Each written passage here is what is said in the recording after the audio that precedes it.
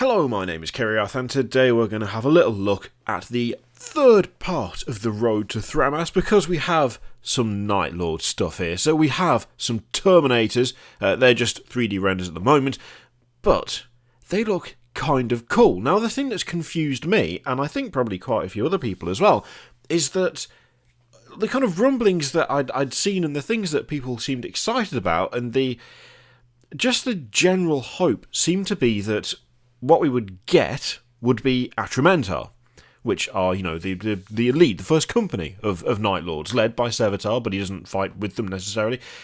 Instead, it's the Contekar Terminator elite, which thoroughly confused me, because I thought, why do something that, I've not personally heard of these guys.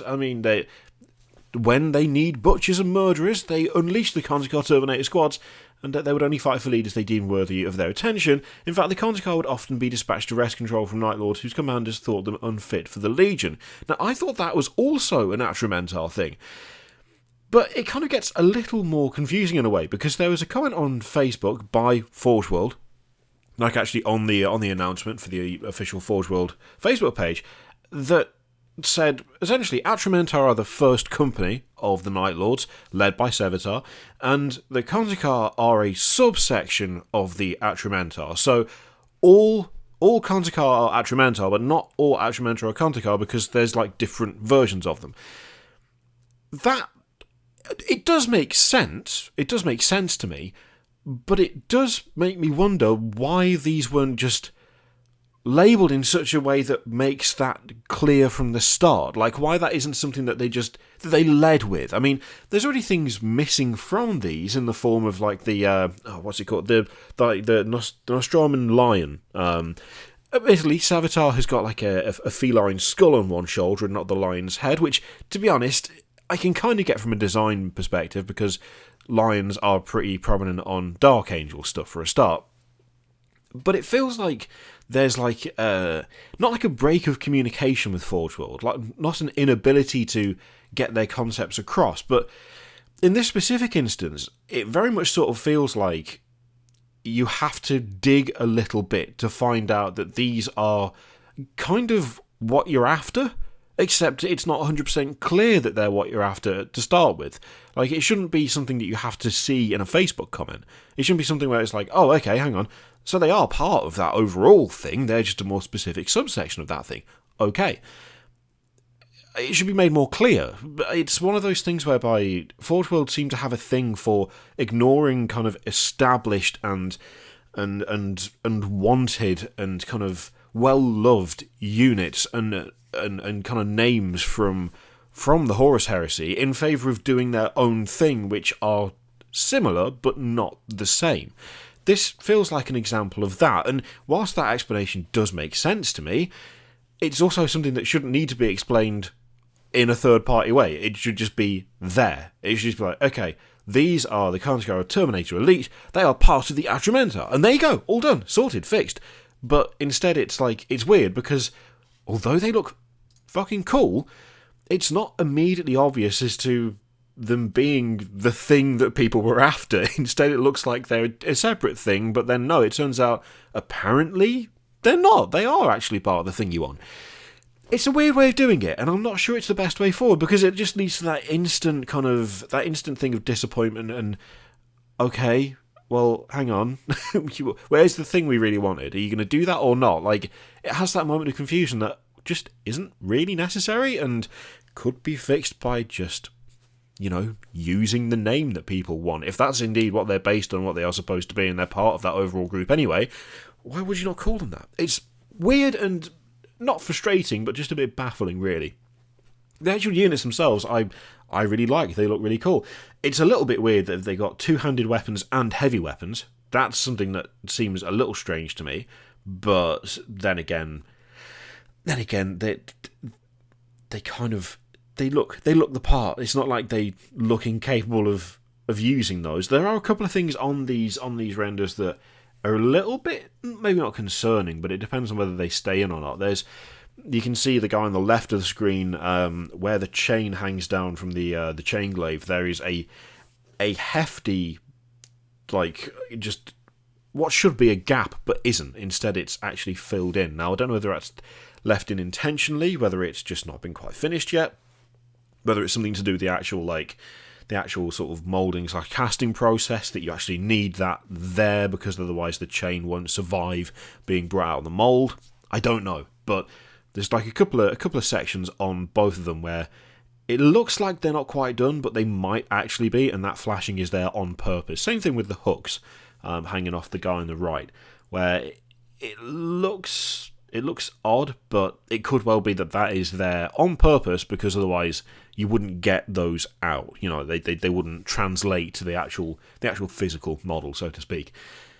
Overall, I really like the way they look. I think I prefer them by far to the way that the Praetor looks.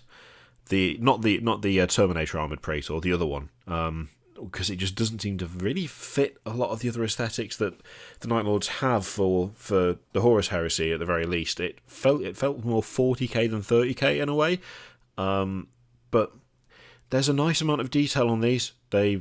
They do fit the part. I mean, you cannot mistake them for anything but Night Lords, which is, kind of what you want, really.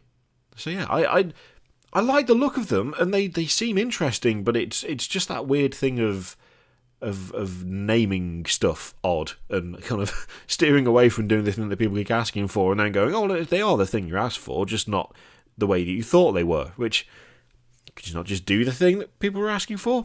Apparently not.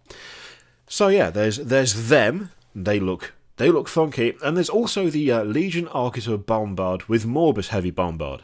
So I heard you like bombards, so we put a bombard in your bombard, so you can, and so on and so forth. Getting a bit dated, that one, isn't it? Again, I do like this vehicle. They do, however, make like direct reference to the Plague Burst Crawler, which I both like and don't like, for a fairly simple reason. So, as you can see, Plague Burst Crawler there.